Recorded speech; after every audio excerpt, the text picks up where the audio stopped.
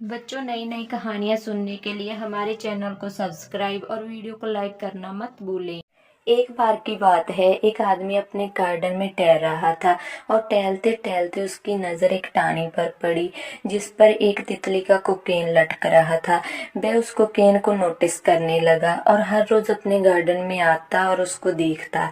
और एक दिन उसको दिखाई दिया कि उस कोकेन में एक छोटा सा छेद हो रहा है और वो उसको देखने लगा। वो वहाँ पर बैठ गया और बैठकर नोटिस करने लगा। कई घंटों को बाद उसने देखा कि इस कोकेन में थोड़ी सी हलचल हो रही है। हलचल के बाद उसने देखा कि तितली बाहर आने की बहुत कोशिश कर रही है, पर बहुत देर की मेहनत के बाद भी वो छेद में से बाहर नहीं निकल पाई। और फिर वो बिल्कुल शांत हो गई, मानो जैसे उसने हार मान ली हो। और उस आदमी ने निर्णय कर लिया कि वो तितली की मदद करेगा।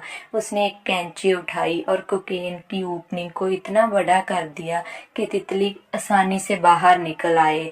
लेकिन वो तितली बाहर तो निकल आई, वो उड़ न सकी। उसका पूरा शरीर सूजा हुआ था, उसके पंख भी सूजे हुए थे। वो आदमी तितली को ये सोचकर देखता रहा कि वे किसी भी वक्त अपने पंख फैलाकर उड़ने लगेगी, पर ऐसा कुछ भी नहीं हुआ। इसके उल्ट बेचारी तितली कभी उड़ ही नहीं पाई। उसे अपनी बाकी की सारी जिंदगी इधर उधर घसीटते हुए बितानी पड़ी। वो आदमी अपनी दया और जल्दबाजी में ये नहीं समझ पाया कि दरअसल कोकेन से निकलने की प्रक्रिया को प्रकृति ने इतना कठिन इसलिए बनाया है कि ताकि ऐसा करने से तितली के शरीर में मौजूद तरल उसके पंखों में पहुंच सके और वो छेद से बाहर निकलते ही उड़ सके।